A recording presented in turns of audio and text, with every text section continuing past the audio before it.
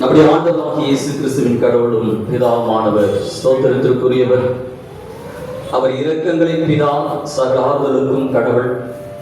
அவர் எங்களுக்கு அளிக்கும் அதே ஆறுதல் மூலமாய் எவ்வித உபத்திரவத்திலும் இருக்கிறவர்களுக்கு நாங்கள் ஆறுதல் செய்யக்கூடியவராக இருக்கும்படி எங்களுக்கு நேரிடும் சகல உபத்திரவத்திலும் எங்களுக்கு ஆறுதல் செய்கின்றவர் அவரே.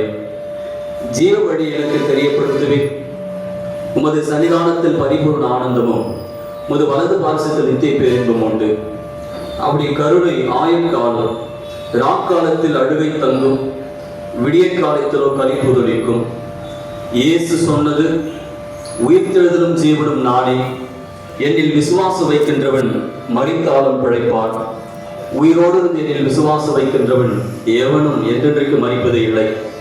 நான் பிழைத்திருக்கின்றேன், நீங்களும் பிழைத்திருப்பீர்கள்.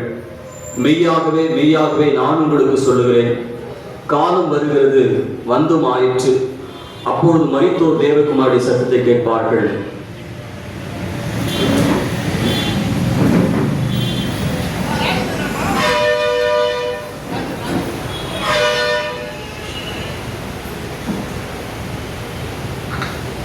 சங்கீதம் 130. கர்த்தாவே, ஆழங்களிலிருந்து உம்மை நோக்கி கூப்பிடுகிறேன். ஆண்டவரே, எங்கள் சத்தத்தை கேட்டருளும். எங்கள் விண்ணப்பங்களின் சத்தத்தை உமது செவிகள் கவனித்திருப்பதாக. கர்த்தாவே, நீர் அக்கிரமங்களை கவனித்திருப்பீரானால் நிலைநிற்கக்கூடியவன் யார்? ஆண்டவரே, மனிதர் உம்மிடத்தில் பயபக்தியாய் இருக்கும்படி உம்மிடத்தில் மன்னிப்பு உண்டு. கர்த்தருக்கு காத்திருக்கிறேன், என் ஆத்துமா காத்திருக்கிறது. அவர் வார்த்தைக்கு ஆவலாய் காத்திருக்கிறேன். விடியற் காலத்திற்கு காத்திருக்கும் சாமக்காரரை பார்க்கிலும், ஆம், விடியற் காலத்திற்கு காத்திருக்கும் சாமக்காரரை பார்க்கிலும் என் ஆத்துமா ஆண்டவருக்கு ஆவலாய் காத்திருக்கிறது. இஸ்ரவேலே, கர்த்தருக்கு ஆவலாய் காத்திரு. கர்த்தரிடத்தில் கிருபை உண்டு, அவரிடத்தில் திரளான மீட்பும் உண்டு. அவரே இஸ்ரவேலை அவன் சகல அக்கிரமம் என்று மீட்டு ரட்சிப்பார் என்பதே. ஆமென். கிறிஸ்துவுக்குள் பிரியமானவர்களே, வேலையிலே தன்னுடைய ஆன்மாவை இளைப்பாறுதல் வாழ்வுக்குள்ளாய் அர்ப்பணித்திருக்கிற திரு ஞானக்கண் ஐயாவுடைய வாழ்வை குறித்து இருவர் சாட்சி பகிர இருக்கிறார்கள். முதலாவது குடும்பத்தின் சார்பாக திரு முத்துராஜ் ஐயா அவர்கள் 9,000 சில வார்த்தைகளை பகிர்ந்து கொள்ளும்படியாக கேட்டுக்கொள்கிறேன்.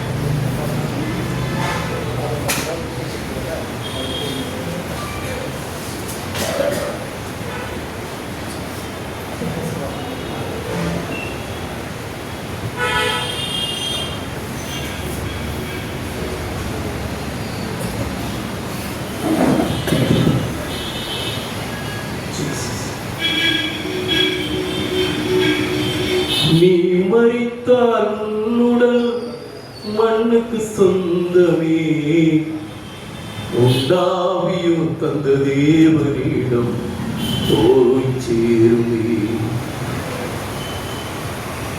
நீ மரித்தால் உன்னுடல் மண்ணுக்கு சொந்தமே, உண்டாவியோ தந்த தேவனிடம் போய் சேருமே. உனக்குள் இருக்கும் ஆத்துமா அது விலையேற பெற்றது. உனக்குள் இருக்கும் ஆவியும் அது தேவன் தந்தது, தேவன் தந்தது. 10 மாதம் தாயும் வயிற்று நான் இருந்ததும் மீதி நாளில் பூமியில் வாழ வந்ததும். 10 மாதம் தாயின் வயிற்று நான் இருந்ததும் மீதி நாளில் பூமியில் வாழ வந்ததும். எத்தனை நாள் இருப்பேன் என்று எனக்கு தெரியாது, எத்தனை நாள் இருப்பேன் என்று நமக்கு புரியாது. எத்தனை நாள் இருப்பேன் என்று எனக்கு தெரியாது, எத்தனை நாள் இருப்போம் என்று நமக்கு புரியாது. உனக்குள் இருக்கும் ஆத்துமா அது விலையேற பெற்றது. உனக்குள் உனக்குள் இருக்கும் ஆவியோ அது தேவன் தந்தது, தேவன் தந்தது. உன்னை உண்டாக்கினது யாரு? அதை உணர்ந்து இந்த நேரம் மனசாரு. உன்னை உண்டாக்கினது யாரு? அதை உணர்ந்து இந்த நேரம் மனசாரு. இயேசுவே வழியும், இயேசுவே சத்தியம், இயேசுவே ஜீவன் என்று தேவன் சொன்னாரே. இயேசுவே வழியும், இயேசுவே சத்தியம், இயேசுவே ஜீவன் என்று தேவன் சொன்னாரே. உனக்குள் இருக்கும் ஆத்துமா அது விலையேற பெற்றது, உனக்குள் இருக்கும் ஆவியோ அது தேவன் தந்தது, தேவன் தந்தது. கர்த்தருடைய பரிசுத்த நாமத்துக்கு ஸ்தோத்திரம். அன்புக்குரிய மாமாவை இருந்து வாழ்கிறோம், தகப்பனாரை இருந்து வாழ்கிறோம்.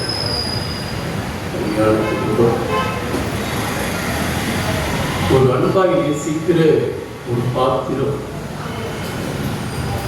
அந்த பாத்திரத்துக்கு சொந்தக்காரராகிய தேவனாகிய கர்த்தர் அந்த பாத்திரம் எனக்கு வேண்டும் என்று சொல்லி அந்த பாத்திரத்தின் மேல் பிரியம் கொண்டு எடுத்துக்கொண்டார். வேதத்திலே யோபு பக்தர் எழுதுகிறார், மனுஷனுடைய நாட்கள் ஒரு கூலிக்காரனுடைய நாட்களை போல் இருக்கிறார். அந்த கூலிக்காரனுடைய வேலை நாட்கள் முடிந்த உடனே தன் எஜமான இடத்திலே கூலி கேட்கும்படி போகிறார். அதே போலதான் என் அன்புக்குரிய கிட்டத்தட்ட திருமணம் ஆகி 20 ஆண்டுகள் ஆகிறது. அந்த 20 ஆண்டுகள்ல நான் சிறு வயதா இருக்கும் போதே என் தகப்பனார் மரித்து போனார். ஆனால் திருமணம் ஆனதுக்கு பின்பதாக அவர் ஒரு நல்ல தகப்பனாக என் வாழ்க்கையில் இடைப்பட்டார். ஒரு நாளும் பல நஷ்டங்கள், பல உபத்திரவங்கள், பல வேதனைகள் படும்போதெல்லாம் ஒரு நாளும் என்னை காயப்படுத்தாத ஒரு நல்ல தெய்வ மனிதர். என்னை எங்க சார் அவ்வளவு ஒரு மரியாதையோடு தான் ஒரு மகனை, ஒரு மருமகனாக அவர் என்னை பார்க்கவில்லை, ஒரு மகனாகத்தான் என்னை பார்த்தார். ஒவ்வொரு நாளும் நான் வருகிற போது, சென்னையிலிருந்து வருகிற போது என்னை அன்போடு உபசரிக்கிற ஒரு மனிதன். நான் கண்ட அவர்கிட்ட நல்ல ஒரு குணாதிசயம் என்ன அப்படின்னா, கடந்த ஒரு 20 ஆண்டுக்கும் சுகம் இல்லாத போது அவர் நல்ல வேதத்தை படிக்கக்கூடிய ஒரு மனிதன். கரெக்டா பஞ்சுவாலிட்டியா ஆலயத்துக்கு போவார். குடும்பமெல்லாம் அப்பதான் குளிச்சுக்கிட்டு இருப்பாங்க, ஆனா அவர் ஆலயத்துக்கு போயிடுவார். அவ்வளவு நேர்த்தியாய் தன்னுடைய காலங்களை நேர்த்தியாய் செவ்வையாக செய்து முடித்தார். நல்ல மாமனாராக இல்லை, நல்ல தகப்பனாக என்னுடைய வாழ்க்கையில் வந்தார். இப்பொழுது அந்த தகப்பன் என் எஜமான இடத்திலே விசுவாசமாய் நான் சொல்லுகிறேன். நான் நேற்றைய தினத்திலே நானும் என் மனைவியும் அழுது செபித்தோம். ஆண்டவரே, ஒரு சாமி ரொம்ப கஷ்டப்படுறேன். காலையில் நான் போகும்போது வைக்கில ஆபிரகாமை அழுதுகிட்டு இருந்தேன், ஒரு சின்ன குழந்தையை போல. நான் வந்து என் ஒய்ஃப் இடத்துல சொன்னேன், ரொம்ப அழுகிறார் மச்சம் வந்து நீ கஷ்டமில்லாம போகட்டும் சொல்லி 1/2 தான் ஆச்சு. கர்த்தர் எடுத்துக்கொண்டார். அவர் என்னை கொன்று போற்றாலும் அவர் மேல் நம்பிக்கையாக இருப்பேன். அதே போலதான் அருமையான கர்த்தருடைய தாசன், கர்த்தருடைய பாத்திரம். அவர் உபத்திரமும் வருகிற போது, மரண இருளும் பள்ளத்தாக்கும் வருகிற போது அவர் ஒரு நல்ல தேவனை மகிமைப்படுத்துகிற ஒரு பாத்திரமாக இருந்தார். அந்த குடும்பத்துக்காக செபித்துக் கொள்ளுங்கள், எங்களுக்காக செபித்துக் கொள்ளுங்கள். ஆறுதல் படுத்தவே முடியாது. ஒரு தகப்பனாக இருக்கிற அந்த குடும்பத்தில் அந்த தகப்பன் இறந்ததுக்கு பின்பதாக ஆறுதல் படுத்தவே முடியாது. கர்த்தர் தாமே ஆறுதல் படுத்தட்டும், கர்த்தர் தாமே ஆசீர்வதிப்பார்.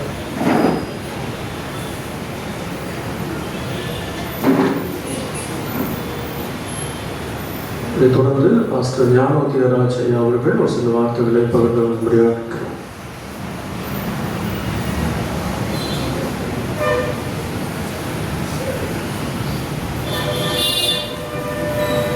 ஆண்டவருடைய பரிசுத்த நாமத்திற்கு மகிமை உண்டாவதாக. தன்மையான தகப்பனார் மதிப்பிற்குரிய அவர்கள் அவர் வந்த வாழ்க்கையில் ஒவ்வொரு நாளும் குடும்பத்துக்கும்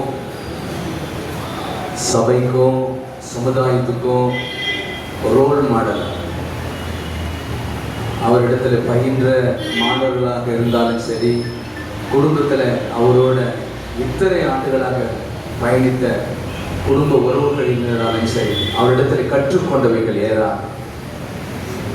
தியானிக்கிற மனுஷன், வேதத்தை எப்போதும் ஒரு தியானிக்கிற தேவ மனுஷனாக அவர் காணப்பட்டார். அப்போ அவரிடத்தில் ஐயாவிடத்தில் நான் நிறைய கற்றுக்கொண்டிருக்கிறேன். அவருடைய விசாரிப்பு, எதற்கும் பயப்படாதவர், அவர் சந்திக்கிற எல்லா பிரச்சனைகளிலும் எப்படி அதை ஹேண்டில் பண்ணணும் என்பதை அவர் நன்கு அறிந்தவர். குடும்ப சூழ்நிலையாக இருந்தாலும் சமுதாய சூழ்நிலையாக இருந்தாலும் ஒரு கிராமங்களில் ஊழியம் செய்த எல்லா பணித்தலங்களிலும் அவரை குறித்து ஒரு நற்சாட்சியை பெற்ற தேவ மனிதர். அவர் வேலை செய்த பள்ளிகளில நற்சாட்சி பெற்ற தேவ மனிதர். உண்மையாகவே குடும்பத்தில் அவர் எழுந்திருப்பது பெரிய ஒரு இழப்பு.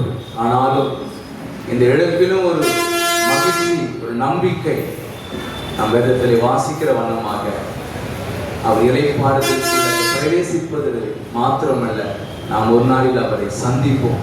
இரண்டாம் வருகையில நாம் அவரை நிச்சயமாக சந்திப்போம். ஐயாவை, அவருடைய தியானம், அவருடைய ஊழியம், அவருடைய குடும்பம், அம்மாவோட அவருக்கு இருந்த அந்த உறவு உண்மையாக எல்லா ஃபேமிலிஸுக்கும் அது ரோல் மாடல். எல்லா கணவன் மனைவிக்கும் ஒரு ரோல் மாடல். அப்படி ஒரு தாயர் அவருடைய மனைவியை மிகவும் நேசித்த ஒரு நல்ல தகவல். எந்த சூழ்நிலையிலையும் அம்மாவோட கூட தான் அவர் இருப்பார், அம்மா அப்பாவோட கூட தான் இருப்பார். இந்த ரெண்டு பேரும், இவர்கள் பிணைக்கப்பட்ட அந்த உறவு எல்லா குடும்பங்களுக்கும், குறிப்பாக எனக்கும் ஒரு முன் உதாரணமாக ரோல் மாடல் அப்பா வாழ்ந்துட்டு அவர் மறைந்திருக்கிறார். அவருடைய அடிச்சுவடுகள் உண்மையாகவே குடும்பத்துக்கு மாத்திரம் இல்லை, சபைக்கும் சமுதாயத்திற்கும் எல்லாருக்கும் ஒரு முன் உதாரணமான ஒரு நற்சாட்சி பெற்ற பாத்திரமாக அப்பா அவங்க மறைந்திருக்கிறாங்க. தொடர்ந்து அப்பாவை இழந்த ஒவ்வொருவருக்கும் நிச்சயமா இந்த வேளையில சகல ஆறுதலின் தேவன் நம் இருதயங்களில் ஆறுதலை தந்து வழி நடத்துவார். இந்த வாய்ப்பு தந்த ஆயிருக்கும் ஒவ்வொருவருக்கு நன்றி செலுத்துவோம். பாபுவை கேட்ட சாட்சிக்காகவும் அந்த குடும்பத்தின் மக்களுடைய ஆறுதலுக்காகவும் ஐயாவுடைய ஆன்மாவிலே பாடலுக்காகவும் நம் மத்தியில் வந்திருக்கிற நம்முடைய மேனாள் மைய வட்டார தலைவர் அர்ப்பணியர் நிதியோதி நகரன் ஐயா அவர்கள் சிறப்பு இறைவர்கள் இருப்பார்கள். நானே உயிர்த்தெழுதலும் வாழ்வாக இருக்கின்றேன். என்னில் விசுவாசம் வைக்கிறவன் மரித்தாலும் பிழைப்பான். உயிரோடு இருந்து என்னில் விசுவாசம் வைக்கிறவன் என்றென்றைக்கும் மரிப்பதே இல்லை. நான் பிழைத்திருக்கிறேன், நீங்களும் பிழைப்பீர்கள். எங்கள் அதிகமாக நேசிக்கின்ற அன்பரை நிறைவா உண்மை நாங்கள் துதிக்கிறோம், போற்றுகின்றோம். எங்களுடைய வாழ்வுக்காக நீர் முன்கூட்டியே அறிந்து கொண்டு தெரிந்து கொண்டு எங்களுடைய வாழ்வு சுகமான வாழ்வாக இந்த உலகத்தில் வாழ்வதற்காக கடவுள் நீர் பெற்றோர்களை நீர்களுக்கு கொடுத்திருக்கிறேன். ஆண்டவர் இந்த காலகட்டத்தில் அருமையான ஞானக்கன் ஐயா அவர்களை நீர் கொடுத்து எங்களுடைய சென்னை பேராயத்தில் அவர்கள் இடைநிலை ஆசிரியராக ஆற்காடு குப்பம் போன்ற பகுதிகளில் அவர்கள் ஆற்றிய கல்வி பணிக்காக நன்றி சொல்கிறோம். ஆண்டவரே, அவர் இந்த மிஷன் பள்ளியிலும் இந்த பேராயத்தில் அவர்கள் ஆற்றிய திருத்தொண்டை நாங்கள் எண்ணி பார்த்து உமக்கு நன்றி சொல்கிறோம். இப்போதும் கூட ஆண்டவரே, அவருடைய வாழ்வின் வழியாக அருமையான பிள்ளைகளை இந்த உலகத்தில் பெற்றெடுத்து இந்த சமுதாயத்தில் ஒரு நல்ல நிலையில, குறிப்பாக அன்புக்குரிய சகோதரர் ஆபிரகாம் அவர்கள் இந்த சமுதாயத்தில் ஒரு வழக்கறிஞராக அநேகருக்கு பேருதவியாக இருப்பதற்காக இப்படிப்பட்ட தலைமுறைகளை அவர் வழியாக நாங்கள் பெற்றுக்கொண்டதற்காக உமக்கு நன்றி சோதரத்தை ஏறெடுக்கிறோம். ஆண்டவரே, இப்போதும் ஐயாவுடைய சான்றுகளுக்காக நன்றி செலுத்துகின்றோம். ஆண்டவரே, ஐயா அவர்களுக்கு நீர் கொடுத்த ஆயுசு நாட்களுக்காக உமக்கு நன்றியோடு நாங்கள் உண்மை ஸ்தோத்திரிக்கிறோம். வாழ்க்கையில ஐயாவுக்கு கொடுத்த இந்த வாழ்விலே அவர் கொடுத்த அன்பு துணைவியர் அம்மா அவர்கள் ஐயாவுக்காக வாழ்ந்த வாழ்வுக்காக, ஒருவேளை ஐயாவுடைய வாழ்க்கையில மிகப்பெரிய ஒரு இழப்பு அம்மாவை இழந்தது. ஆனாலும் அவர் இல்லாத அந்த இடத்துல பிள்ளைகள் அவளுக்கு உறுதுணையாக இருந்து இத்தனை சுகவீனத்தின் பலவீனத்தின் சூழ்நிலையில் அருமையான பிள்ளைகள் அவளை தாங்கினதுக்காக உமக்கு நன்றி செலுத்துகின்றோம். ஆண்டவர், எப்போதும் நீர் விசுவாச மக்களுக்கு உறுதுணையாக இருக்கின்ற கடவுள் நீர். இந்த உலகத்தில் துன்பங்கள், துயரங்கள், கொடிய வேதனைகள் வருவதற்கு முன்பாக அருமையான ஐயாவை உங்களுடைய திரு சமூகத்தில் நீர் அழைத்துக் கொண்டிருக்கிறீர் என்பதை நாங்கள் உறுதியாக நம்புகின்றோம். ஆனாலும் அவருடைய இழப்பு ஈடுகட்ட முடியாத ஒரு இழப்பு. ஆனால் ஆண்டவர் தாமே எங்கள் அன்பு குடும்பத்தாருக்கு நீரே தாயும் தந்தையுமா இருந்து உங்களுடைய பிள்ளைகளை தொடர்ந்து கரம் பிடித்து நடத்தும்படியாக மன்றாடுகிறோம். இப்போது உங்கள் ஆண்டவரே, உங்களுடைய பிள்ளைகளை அவர்களை திறப்படுத்தவும் ஆற்றுப்படுத்தவும் வருகை தந்திருக்கின்ற எங்களுடைய பேராயர் செயலர் கர்த்தர் அகஸ்டின் பிரேமராஜ் அவர்களுக்காக, அவர் வழியாக இந்த குடும்பத்திற்கு நீர் கொடுக்க போகின்ற ஆறுதலுக்காக, தேர்தலுக்காக உமக்கு நன்றி செலுத்துகின்றோம். வந்திருக்கின்ற ஆயர் பெருமக்கள், வந்திருக்கின்ற திருச்சபையின் தலைவர்கள், ஊழிய பெருமக்கள், உறவுகள் அனைவரும் இந்த திருக்கரத்தில் படைப்பு செய்கிறோம். தொடர்ந்து ஆண்டவர் தாமே இந்த குடும்பத்தையும் ஐயாவுடைய உடலையும் ஆன்மாவையும் உடைய திருக்கரத்தை நாம் படைப்பு செய்கிறோம். தொடர்ந்து நடத்தும் இயேசு கிறிஸ்துவின் வழியாக வேண்டிக் கொள்கிறோம் பரம தந்தையே, ஆமென். தொடர்ந்து திருமறை பகுதியை வாசிப்போம். நம்முடைய குருசேகர பொருளாளர்கள் அவருடைய திருமறை பகுதியை வாசிப்பார்கள்.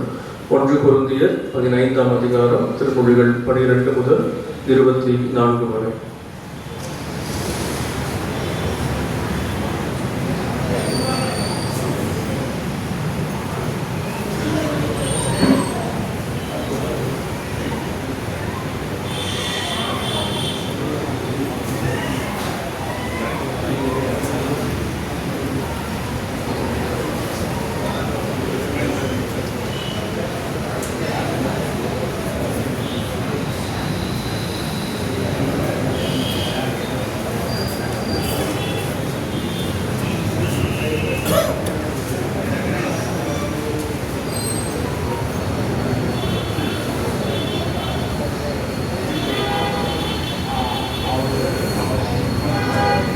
அருமையான நமது அன்பு தகப்பனார் திரு ஞானக்கண் ஐயாவுடைய இறுதி ஆராதனைக்கென்று வாசிக்கப்படியாக தெரிந்து கொள்ளப்பட்ட திருவேத பகுதி 1 கொரிந்தியர் 15ஆம் அதிகாரம் வசனங்கள் 12 துவங்கி 24 முடிய. இறந்த கிறிஸ்து உயிருடன் எழுப்பப்பட்டார் என அறிவிக்கப்பட்டிருக்க, உங்களுள் சிலர் இறந்தோர் உயிர்த்தெழுவதில்லை என சொல்வது ஏன்? இறந்தோர் உயிர்த்தெழ மாட்டார் எனில் கிறிஸ்துவும் உயிருடன் எழுப்பப்படவில்லை என்றாகிவிடும். கிறிஸ்து உயிருடன் எழுப்பப்படவில்லை என்றால் நாங்கள் பறைசாற்றிய நற்செய்தியும் நீங்கள் கொண்டிருக்கிற நம்பிக்கையும் பொருளற்றதாக இருக்கும். நாங்களும் கடவுளின் சார்பில் பொய்ச்சான்று பகர்வோர் ஆவோம். ஏனெனில் இறந்தோர் உயிருடன் எழுப்பப்படுவதில்லை என்றால் கடவுள் உயிர்த்தெழச் செய்யாத கிறிஸ்துவை கடவுள் தான் உயிர்த்தெழச் செய்தார் என்று சான்று பகரும் போது கடவுளுக்கு எதிராக சான்று கூறியவர்கள் ஆவோம் அல்லவா? ஏனெனில் இறந்தோர் உயிருடன் எழுப்பப்படுவதில்லை என்றால் கிறிஸ்துவும் உயிருடன் எழுப்பப்படவில்லை என்றாகிவிடும். கிறிஸ்து உயிருடன் எழுப்பப்படவில்லை என்றால் நீங்கள் கொண்டிருக்கும் நம்பிக்கை பயனற்றது. நீங்கள் இன்னமும் உங்கள் பாவங்களில் வாழ்பவர்களாவீர்கள். அப்படியானால் கிறிஸ்துவிடம் நம்பிக்கை கொண்டு இறந்தவர்களும் அழிவுக்குள்ளாவார்கள். கிறிஸ்துவிடம் நாம் கொண்டுள்ள எதிர்நோக்கு இவ்வுலக வாழ்வை மட்டும் சார்ந்திருந்தால் எல்லா மக்களையும் விட இறங்குவதற்கு உரியவராய் இருப்போம். ஆனால் இப்போதோ இறந்த கிறிஸ்து உயிருடன் எழுப்பப்பட்டார். அவரே முதலில் உயிருடன் எழுப்பப்பட்டார். இது அனைவரும் உயிருடன் எழுப்பப்படுவர் என்பதை உறுதிப்படுத்துகிறது. ஒரு மனிதர் வழியாக சாவு வந்தது போல ஒரு மனிதர் வழியாகவே இறந்தோர் உயிர்த்தெழுகின்றனர். ஆதாமை முன்னிட்டு அனைவரும் சாவுக்குள்ளானது போல கிறிஸ்துவை முன்னிட்டு அனைவரும் உயிர் பெறுவர். ஒவ்வொருவரும் அவரவர் முறை வரும்போது உயிர் பெறுவர். கிறிஸ்துவே முதலில் உயிர் பெற்றார். அடுத்து கிறிஸ்துவின் வருகையின் போது அவரை சார்ந்தோர் உயிர் பெறுவர். அதன் பின்னர் முடிவு வரும். அப்போது கிறிஸ்து ஆட்சியாளர், அதிகாரம் செலுத்துவோர், வலிமையுடையோர் ஆகிய அனைவரையும் அழித்துவிட்டு தந்தையாகிய கடவுளிடம் ஆட்சியை ஒப்படைப்பார். ஆமீன். கிறிஸ்துவுக்குள் அருமையானவர்கள், இந்த நாளிலே அருமையான குடும்பத்தின் மக்களை தேர்ச்சபடியாக நம்முடைய பேராய செயலர் அவர்கள் நம்மோடு இணைந்திருக்கிறார்கள். எத்தனையோ இடையறாத பணிகளுக்கு நடுவே அந்த குடும்பத்தின் மக்களை தேர்ச்சபடியை நம்மோடு இணைந்திருக்கிற நம்முடைய சென்னை பேராயத்தினுடைய செயலர் அவர்களை நம் அனைவரையும் சார்பாக அருமையான குடும்பத்தின் மக்களுக்கு ஆறுதலின் நிறை செய்தியை வழங்கும்படியாக அன்போடு கூட அழைக்கிறோம்.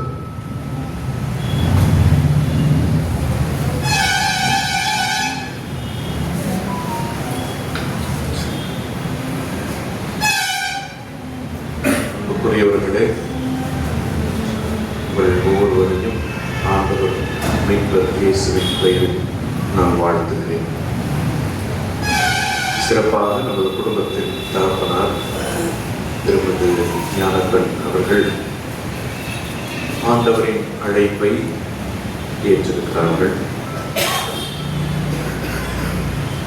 அன்பான அண்ணன் ஆபிரகாம் அவர்கள் கடந்த ஒரு மாத காலமாகவே இதை அவ்வப்போது பேசிக்கொண்டே இருந்தார்கள். கடவுள் எவ்வளவு நாள் அப்பாவை கொடுக்குறாரோ கொடுக்குறையா, ஏன்னா எங்களுக்கு நல்லா தெரிஞ்சு போச்சு அவர் ரொம்ப கஷ்டப்படுறாரு. மருத்துவர்களும் நீங்கள் அவர் வீட்டுக்கு அழைத்து சென்று விடுங்கள் என்று காலிக சிகிச்சை முறைமைகளை கொடுத்து அனுப்பிவிட்டார்கள் என்பதையெல்லாம் அவர்கள் பேசும்போதெல்லாம் சொல்லிக்கொண்டே இருப்பார்கள்.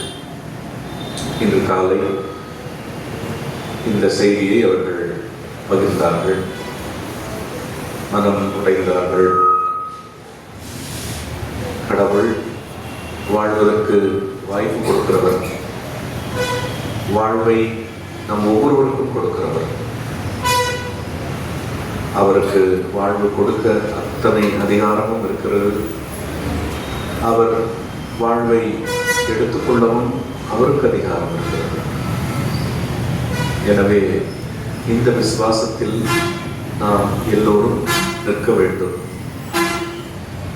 கடவுள் வாழ்வை எடுத்துக்கொள்ளுகிறவர் அல்ல, மாறாக கஷ்டப்படுகிற அதிகமான வேதனைகளையும் வலிகளையும் இன்னும் அதிகம் என் பிள்ளை பெற்றுக்கொள்ளக்கூடாது என்பதில் கவனமாக இருக்கிறது.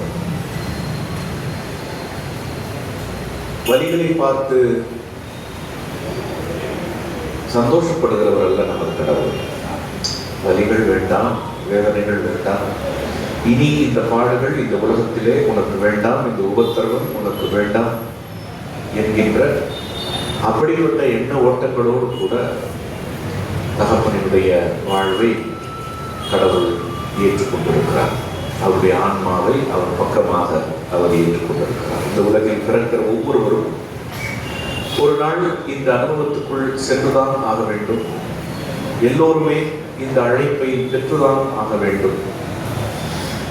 பிறப்பதும் நம் கையில் இல்லை, இறப்பதும் நம் கையில் இல்லை, அது கடவுளிடத்தில் இருக்கிறது. எனவே அந்த எண்ண ஓட்டங்களோடு கூட நாம் பயணம் செய்வோம். படிக்க கேட்ட இந்த திருமறை பாடம் கொரிந்தியருக்கு எழுதப்பட்ட 1ஆம் நிருபம் 15ஆம் அதிகாரம். ஆழமான உயிருற்றெழுதலின் நம்பிக்கையை குறித்து பேசுகிற ஒரு மிகச்சிறந்த புத்தகம், அதிகாரம் என்று சொன்னால் அது மிகையாக. 15ஆம் அதிகாரம், ஆண்டவர் உயிரோடு எழுப்பப்பட்டாரா என்கின்ற ஒரு பெரும் கேள்வியும் குழப்பமும் கொருந்து சபையில் ஏற்பட்டிருக்கிற போது கொருந்து சபை மக்களுக்கு பவுலடிகளார் இந்த கடிதத்தை எழுதுகிறார். கிறிஸ்துவே முதலில் உயிருடன் எழுப்பப்பட்டார். அதுவும் அவர் அந்த அட்ரஸ் பண்ணும்போது ரொம்ப அழகாக அதை அட்ரஸ் பண்றார். 12ஆம் வசனத்திலே இறந்த கிறிஸ்து உயிருடன் எழுப்பப்பட்டார் என அறிவிக்கப்பட்டிருக்க உங்களில் சிலர் அவர் உயிருடன் எழுப்பப்படவில்லை என்று எப்படி சொல்ல முடியும்? அவர் கேட்கிற கேள்வி பாருங்க. இறந்த கிறிஸ்து உயிருடன் எழுப்பப்பட்டார் என்று அறிவிக்கப்பட்டிருக்க உங்களில் சிலர் அவர் உயிருடன் எழுப்பப்படவில்லை சொல்லுவது ஏன் என்கிற ஒரு கேள்வியை எழுப்புகிறார்.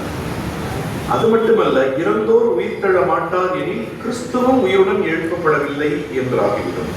கிறிஸ்து உயிருடன் எழுப்பப்படவில்லை என்றால் நாங்கள் பறைசாற்றிய நற்செய்தியும் நீங்கள் கொண்டிருக்கிற நம்பிக்கையும் பொருளற்றதா ஆகிவிடும். பறைசாற்றப்பட்டிருக்கிற நற்செய்தி என்பது கிறிஸ்து உயிருள்ள வாழ்வை கொடுக்கிற கடவுள், அவர் உயிரோடு இருக்கிற கடவுள். இயேசுவின் நற்செய்தி என்கிறோமே, இப்ப ஏன் நம்ம பழைய ஏற்பாடு புதிய ஏற்பாட்டினுடைய 4 சுவிசேஷ நூல்களையும் ஏன் நம்ம நற்செய்தின்னு சொல்றோம்? இயேசுவின் பிறப்பை ஏன் நாம் நற்செய்தி என்று தூதர் சொல்லுகிறதை நாம் கேட்கிறோம்? இயேசுவின் உயிரோடு எழுப்பப்பட்ட அந்த அனுபவத்தை ஏன் நற்செய்தி என்று நாம் சொல்லுகிறோம்? ஏன்னா எதுவெல்லாம் நடக்க முடியாததோ, எதுவெல்லாம் நினைத்து கூட பார்க்க முடியாததோ அதெல்லாம் நற்செய்தி. இயேசுவின் பிறப்பு ஒரு நற்செய்தி, இயேசுவின் உயிர்ப்பு ஒரு நற்செய்தி. அப்போ கிறிஸ்து உயிருடன் எழுப்பப்பட்டார் என்கிற நற்செய்தி உங்களுக்கு அறிவிக்கப்பட்டிருக்க உங்களில் சிலர் அவர் உயிரோடு எழுப்பப்படுவதில்லை என்று நீங்கள் எப்படி சொல்ல முடியும்? அவர் உயிருடன் எழுப்பப்படவில்லை என்றால் நாங்கள் பறைசாற்றிய நற்செய்தியும் நீங்க கொண்டிருக்கிற நம்பிக்கையும் பொருளற்றது ஆகிவிடுமே. நம்முடைய நம்பிக்கை கிறிஸ்து உயிருடன் எழுப்பப்பட்டிருக்கிறார் என்பதுதான். நமக்கு பறைசாற்றப்பட்டிருக்கிற நற்செய்தி கிறிஸ்து உயிருடன் எழுப்பப்பட்டிருக்கிறார் என்பதுதான். நாம் விசுவாசிப்பதும் கிறிஸ்து உயிருடன் எழுப்பப்பட்டிருக்கிறார் என்பதுதான். நமக்கு சொல்லப்பட்டிருக்கிற நற்செய்தியும் அதுதான். அதனாலதான் நம்முடைய விசுவாச பிரமாணத்தில் கூட, அந்த விசுவாச பிரமாணம் இசையாம விசுவாச பிரமாணமாக இருந்தாலும் சரி, அப்போஸ்தலர் விசுவாச பிரமாணமாக இருந்தாலும் சரி, அவர் அடித்தார், கொல்லப்பட்டார், உயிரோடு எழுப்பப்பட்டார். இதை நான் அறிக்கை செய்கிறேன். இந்த அறிவிக்கை இருக்கிறதே, இது விசுவாசத்தினுடைய பிரமாணம் இருக்கிறதே, இதைதான் நம்ம ஒவ்வொரு வாரமும் சொல்லி நமது விசுவாசத்தை, நமது நம்பிக்கையை நாம் காத்து வருகிறோம். இந்த நம்பிக்கையின் அறிவிப்பை பெற்றிருக்கிறதா நிச்சயமாக கிறிஸ்துவை போல அவருக்குள் மறிக்கிறவர்களும் அவரை போல உயிரோடு எழுப்பப்படுவார்கள் என்கின்ற உலகத்தில் எத்தனையோ சமயங்கள் இருந்தாலும் கிறிஸ்தவ சமயம் ஏன் உலகத்தின் பெரும் சமயமாக, முதல் சமயமாக இருக்கிறது என்றால் அதற்கு ஆதாரமாக இருப்பது உயிர்த்தெழுதல் என்னும் கோட்பாடுதான். உயிரூற்றி எழுதுகிற இந்த கோட்பாடுதான் 20வது வசனத்துல, ஆனால் இறந்த கிறிஸ்து உயிருடன் எழுப்பப்பட்டிருக்கிறார், அவரே முதலில் உயிருடன் எழுப்பப்பட்டிருக்கிறார். முதல்ல உயிரோடு எழுப்பப்பட்டிருக்கிறவர் அவர்தான். இது அவரில் மரிக்கிறவர்கள் எல்லோரும் உயிரோடு எழுப்பப்படுவார்கள் என்பதை உறுதிப்படுத்துகிறது அல்லவா? இந்த நம்பிக்கை இருக்கிறதே, இதுதான் கிறிஸ்தவத்தை இன்று வரைக்கும் தாங்கி பிடித்துக் கொண்டிருக்கிறது. நாம் இந்த 15வது அதிகாரத்தினுடைய ரொம்ப அழகான ஆழமான விசுவாசத்தினுடைய அறிவிக்கை எங்க இருக்கிறதுனா, 15வது அதிகாரத்தினுடைய முதல் 5-6 வசனங்களை நீங்க படித்துக்கிட்டே வந்தீங்கன்னா ரொம்ப அழகா பவுல் தனது அனுபவத்தை இங்கே பேசுவார். தன்னுடைய அழைப்பை அவர் எப்படி பெற்றார் என்பதை அவர் பேசுவார். 4வது வசனத்தில் அடக்கம் செய்யப்பட்டார், மறைநூலில் எழுதி உள்ளவாறே 3ஆம் நாள் உயிருடன் எழுப்பப்பட்டார். பின்னர் அவர் கேபாவுக்கும் அதன் பிறகு 12 தோன்றினார். பின்பு 500க்கும் மேற்பட்ட சகோதர சகோதரிகளுக்கு ஒரே நேரத்தில் தோன்றினார். அவர்களுடன் பலர் இன்னமும் உயிரோடு இருக்கின்றார்கள், சிலர் இறந்து விட்டார்கள். பிறகு யாக்கோபுக்கும் அதன் பின் திருத்தூதர் அனைவருக்கும் தோன்றினார். எல்லாத்துக்கும் கடைசியில காலம் தப்பி பிறந்த குழந்தை போன்ற எனக்கும் தோன்றினார். இது எதுக்கு அவர் சொல்றாருன்னா, இத்தனை எடுத்துக்காட்டுகளை எதற்கு பவுல் சொல்றாருன்னா, கிறிஸ்து உயிருடன் எழுப்பப்பட்டார் என்பதை இவங்க எல்லாம் பார்த்திருக்காங்க. கேவா, பவுல், 500க்கும் மேற்பட்டோர், இல்லையா? இவங்க எல்லாரும் பார்த்திருக்காங்க. கிறிஸ்து உயிரோடு எழுப்பப்பட்டிருக்கிறார் என்பதை பறைசாற்றி அந்த நற்செய்தியை நம்புகிற நாம் அன்பு தகப்பனாலும் நிச்சயமாக கடவுளாலே, கடவுளினுடைய பெயரினாலே அடக்கம் செய்யப்படுகிற போது நிச்சயமாக அவர் உயிரோடு எழுப்பப்படுவார் என்கின்ற இந்த ஆழமான நம்பிக்கையை நாம் பெற்றுக்கொள்ளுகிறவர்களாக இருக்க வேண்டும். கிறிஸ்தவரும் இந்த ஆழமான நம்பிக்கையில் பயணம் செய்கிறவர்கள் தான். அன்பு மன்னன் அவர்கள் குடும்பத்தின் மக்கள், அவருடன் பிறந்தவர்கள், உறவுகள், நெருக்கமான உறவுகள், இனசர பந்துக்கள் ஒவ்வொருவரும் இந்த நேரத்தில் உணர்ந்து கொள்ள வேண்டியது, கடவுள் நமது தகப்பனை இந்த அளவுக்கு நம்மோடு கூட வாழ்வித்தார். அவர் இல்லை என்றால் நிச்சயமாக நாம் இந்த நிலைக்கு வந்திருக்க முடியாது. அடிக்கடி சொல்வார், எங்க அம்மாவும் எங்க அப்பாவும் இல்லைன்னா நான் இந்த நிலைக்கு நிச்சயமா வந்திருக்கவே முடியாது. அது ஒரு நல்ல அறிவிக்கை. தகப்பனையும் தாயையும் கனப்படுத்துகிற குடும்பம், கனப்படுத்துகிற பிள்ளைகள் நிச்சயமாக கடவுளின் நன்மையை பெறுகிறவர்கள்.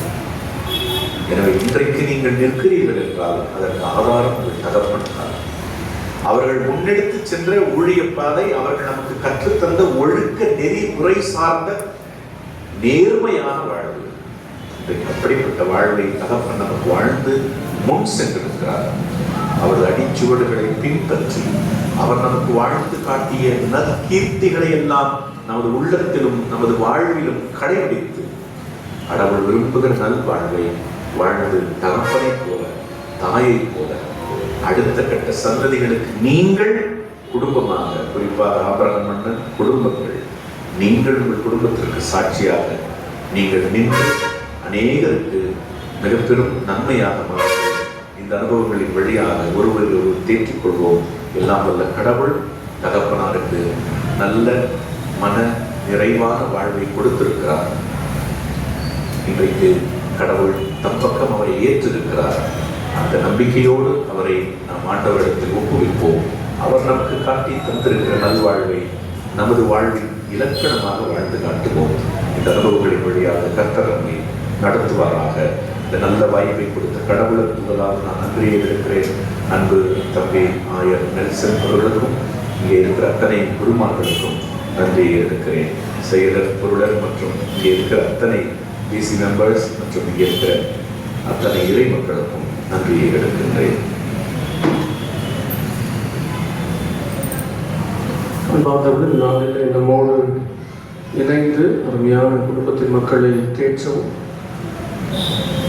புதிய வாழ்வாகிய உயிர்த்தெழுதலுடைய நம்பிக்கை இறை வார்த்தையின் வழியாக நம்மோடு கூட பகிர்ந்து கொண்ட நம்முடைய பேராயத்தினுடைய செயலர் அருள்பணி அகஸ்டின் பிரேம்ராஜ் ஐயா அவர்களுக்கு மீண்டுமாய் நாம் நன்றிகளை தெரிவிக்கிறோம். உண்மையாகவே மிக நீண்ட பயணங்கள், ரொம்ப கடுமையான நேரத்தில் அவர் நம்மோடு இணைந்திருப்பதற்காக கடவுளுக்கு நான் நன்றி செலுத்துகிறேன். இந்த நாளிலே நம்முடைய பேராயரின் வழியாக பேராயத்தினுடைய உப தலைவர் அவர்களும், பேராயருடைய ஆயர் அவர்களும், பேராயத்தினுடைய பொருளாளர், நம்முடைய மத்திய வட்டாரத்தினுடைய வட்டார தலைவர் அவர்களும், அதனோடு இணைந்து பல ஆயர் பெருமக்கள் காலை முதலே வந்து அருமையான குடும்பத்தின் மக்கள் தன்னுடைய ஜபங்களின் வழியாக தேர்ச்சி செஞ்சிருக்கிறார்கள். இப்பொழுதும் குடும்பத்தின் மக்களோடு இணைந்து அவர்களை தேர்ச்சிப்படியாக இந்த நிறைவு வழிபாட்டில் பங்கு பெற்றிருக்கிற ராகிப்பேட்டை குருசேகரத்தினுடைய ஆயர் அருள்பணி சைமன் சாமுவேல் ஐயா அவர்களுக்கும், பொற்பாடி தாழ்வேடு குருசேகருடைய ஆயர் அருள்பணி ஃபின்டன் பிரேம்நாத் ஐயா அவர்களுக்கும்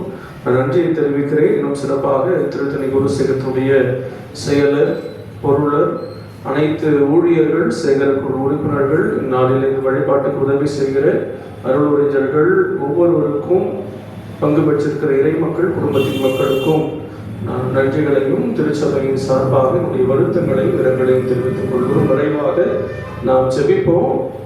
ஜெபிக்க நம்முடைய பேராய செயலர் அவர்கள் இறையாசி வழங்கிய பின் நிறைவாக ஐயாவுக்கு நாம் மரியாதை செலுத்துவோம். வேண்டிக் கொள்வோம். வாழ்வு தருகிற எங்கள் தாயும் தந்தையுமானவரை, இந்நாளிலே இவ்வுலக வாழ்வை நிறைவு செய்து புதியதொரு வாழ்வுக்குள்ளாய் தன்னை இணைத்திருக்கிற அருமையான ஞானக்கண் ஐயாவுடைய நல்வாழ்வுக்காக நாங்கள் நன்றி சொல்லுகிறோம். ஆண்டவரை உண்மையை தெரிந்து கொள்ளவும் மக்களாக உழைக்கவும் ஆண்டவரை மிகச்சிறப்பாக சமூகத்திலே ஆசிரியர் பணியை அவர் மேற்கொள்ளவும் கடவுள் வாழ்வில் தந்த ஒவ்வொரு வாய்ப்புகளுக்காக அவர்களுக்கு நன்றி பாராட்டுகிறோம். நல்ல குடும்பத்தையும் பிள்ளைகளையும் உறவுகளையும் கடவுள் கொடுத்தமைக்காக நாங்கள் நன்றி சொல்லுகிறோம். நல்ல விசுவாச வாழ்வை இந்த பூமியிலே வாழவும் ஆண்டவரே இதற்கு சான்று பகல்களை நல்வாழ்வை வாழும்படியாக கடவுளை அருள் செய்தமைக்காக நாங்கள் போற்றுகிறோம். ஆண்டவரை பிரசங்கியம் எடுத்து கற்பிப்பதை போல ஒவ்வொன்றுக்கும் ஒவ்வொரு காலம் உண்டு. ஆண்டவரை பூமியிலிருந்து கடவுள் என்றவரை எடுத்து ஆண்டவரை மூடிய புதிய வாழ்வாகிய விண்ணுலக வாழ்வுக்குள்ளாக நிலை வாழ்வுக்குள்ளாக அவரை இணைத்திருக்கிறேன். ஆண்டவரை அங்கு அவர் செழுமையாக உடைய திருக்கரங்களில் வளர இருக்கிறார் என்று நாங்கள் நம்புகிறோம். அனைத்து நம்பிக்கையாளர்களோடு தொடர்ந்து இணைந்து உண்மை புகழவும் போற்றும்படியான நல்வாழ்வை கடவுள் அவர்கள் கொடுத்திருப்பதற்காக இந்த பூமியிலே ஆண்டவரை கேடுபாடுகள் நிறைந்த மோசமான இந்த வாழ்வை ஆண்டவரை விடுத்து முடிய திருச்சமூகத்தில் என்னாலும் நிலை பெற்றிருக்கக்கூடிய நிலைப்பாழ்வை பெற்றுக்கொள்ளவும் கடவுளின் அருள் செய்தமைக்காக நாங்கள் நன்றி சொல்லுகிறோம். இந்நாளிலே எங்களுக்கும் அன்பு குடும்பத்தின் மக்களுக்கும் உங்களுடைய பேராய செயலரின் வழியாக உடைய வார்த்தைகள் கற்பித்த ஒவ்வொரு உயிர்த்தெழுதலின் நம்பிக்கைக்காக நாங்கள் நன்றி பாராட்டுகிறோம். ஆண்டவர் நீர் தொடர்ந்து எங்களை உயிர்த்தெழ செய்கிறீர்கள் என்று நாங்கள் நம்புகிறோம்.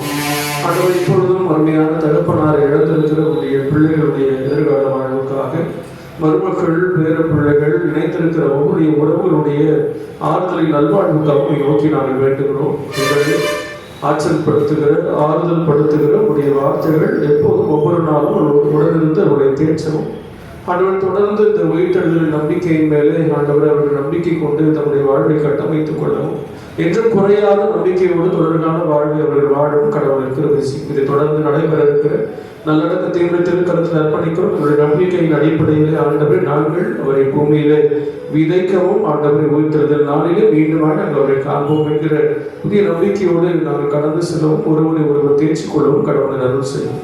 தொடர்ந்து எல்லாரையும் கடவுளை பொருட்படுத்திக் கொள்ளும்.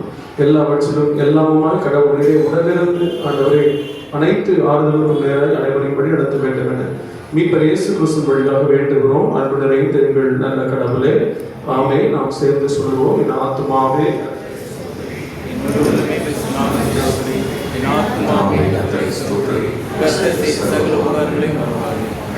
நமது ஆண்டவராகிய இயேசுவின் அருளும் பெற்றவரான கடவுளின் அன்பும் உந்தராகிய தூய ஆவியரின் இணையராத திருவுள்ளம் நம் ஒவ்வொருவரோடும் கடவுளின் பக்கமாக சேர்த்துக் கொள்ளப்பட்டிருக்கிற நமது அன்பு குடும்பத்தின் தகப்பன் ஞானக்கண் ஐயாவுடைய ஆன்மாவோடும் அதன் அமைதலோடும் குடும்பத்தின் பிள்ளைகள், மருமக்கள், பேர பிள்ளைகள், இனசன பந்துக்கள், குறிப்பாக அன்புடன் ஆதரவோடும் அவர்களுக்கு தேவைப்படுகிற ஆற்றுதல்களோடும் தேற்றுதல்களோடும் மன அமைதிக்கான எண்ண ஓட்டங்களோடு துணையாக இருந்து நன்மையாய் நடத்தி காப்பதாக.